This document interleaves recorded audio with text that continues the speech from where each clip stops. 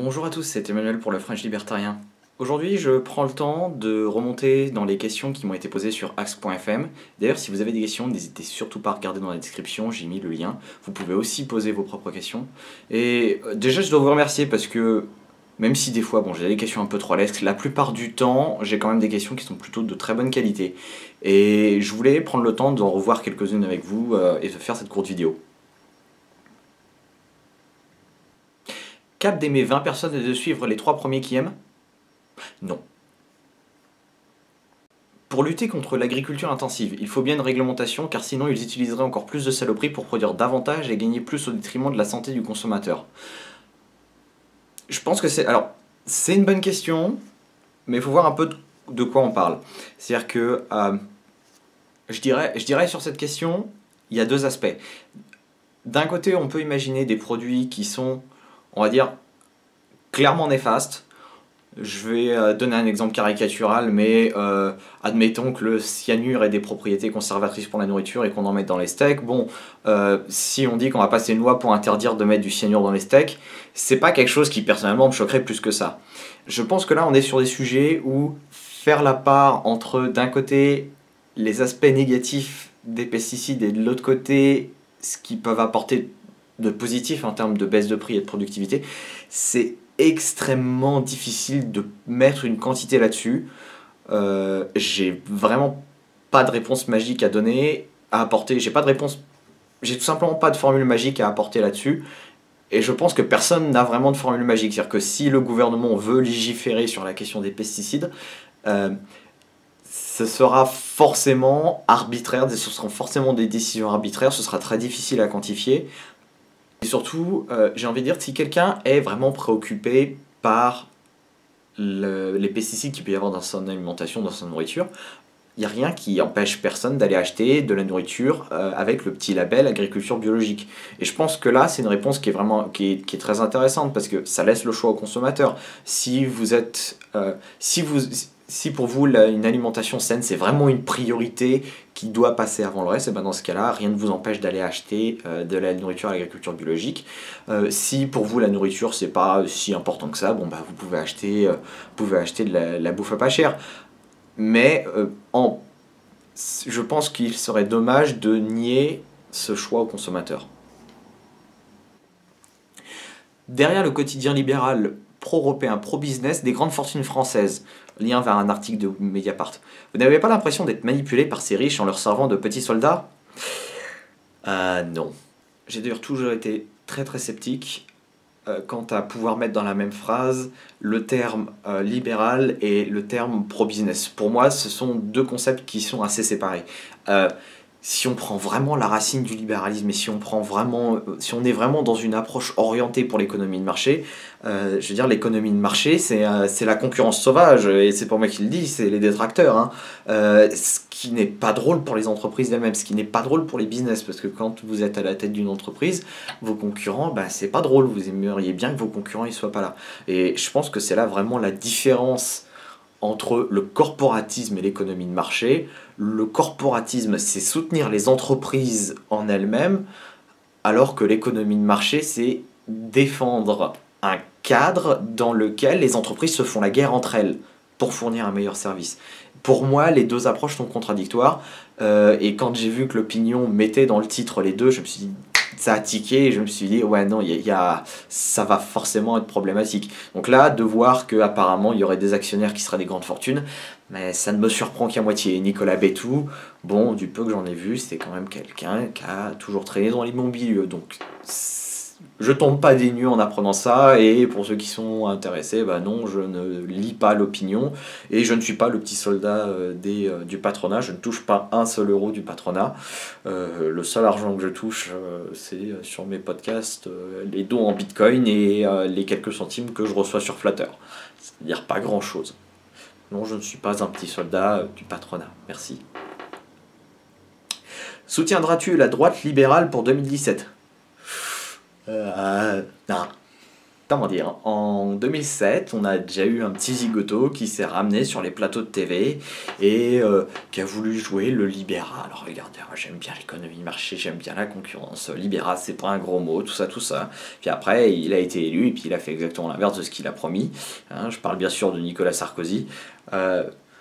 J'ai peur qu'on nous refasse exactement la même chose pour 2017. On a un candidat de la droite qui va se ramener, qui va se la jouer super libéral devant les caméras pour capter le vote des 3 glandus qui sont encore libéraux en France. Et après l'élection, eh bien, il va faire exactement l'inverse. De la même façon que en 2012, François Hollande s'est fait élire sur un discours très socialiste et très marqué à gauche. Et une fois élu, il a fait exactement l'inverse. Donc là-dessus, moi je n'ai absolument aucune illusion. Je pense que même s'il y a une droite libérale qui se forme pour 2017, ça restera de toute façon, à mon sens, une droite réactionnaire. Rien que pour ça, il est hors de question pour moi de voter pour la droite réactionnaire qu'on a en France, la droite qui a manifesté contre le mariage pour tous. C'est ce qui est anti-libéral au possible. Donc pour moi, la droite sur les questions de liberté a vraiment, elle doit vraiment faire ses preuves. Le fait d'obliger la population à utiliser des produits payants, tels que le compte bancaire ou les assurances, n'est-il pas illégitime ? Je pense que là, tu mets vraiment le doigt sur une question qui est intéressante et surtout une question qui est très d'actualité, c'est que avec ce qui se passe aux États-Unis, c'est-à-dire que Obama vient de passer sa fameuse loi Obamacare, et un des points de cette loi est de rendre obligatoire le fait de souscrire à une assurance santé. C'est-à-dire qu'aux États-Unis, aujourd'hui, avant le passage de cette loi, vous pouviez dire non, je ne paie pas d'assurance santé, et si je suis malade, eh ben, je paierai de ma poche. Ce qui était un garde-fou en un sens, c'est-à-dire que si les assurances facturaient trop cher, vous pouviez toujours dire non mais attendez, vous vous foutez de ma tronche, ça me revient moins cher de mettre des sous de côté et de sortir le portefeuille quand je tombe malade. Et là, ce qu'on observe, c'est que depuis que l'ACA est passée, depuis que maintenant les assurances sont devenues obligatoires, donc on a plein de gens qui ont souscrit à des assurances, et les prix ont monté. C'est-à-dire qu'aujourd'hui, les assurances coûtent plus cher, tout simplement parce que bah voilà, maintenant que c'est obligatoire et que vous ne pouvez pas dire non, c'est trop cher, je m'en vais, et comme les assurances santé aux États-Unis sont un peu dans l'espèce d'oligopole, ils sont dans leur petit cercle incestueux, eh bien vous pouvez pas vraiment vous en échapper, vous pouvez pas vraiment dire je claque la porte, je vais chez les concurrents parce que bah ils travaillent un peu main dans la main avec les concurrents. Et le problème qu'on a, c'est que cette obligation de soustraire à une assurance, de souscrire à une assurance a fait monter les prix.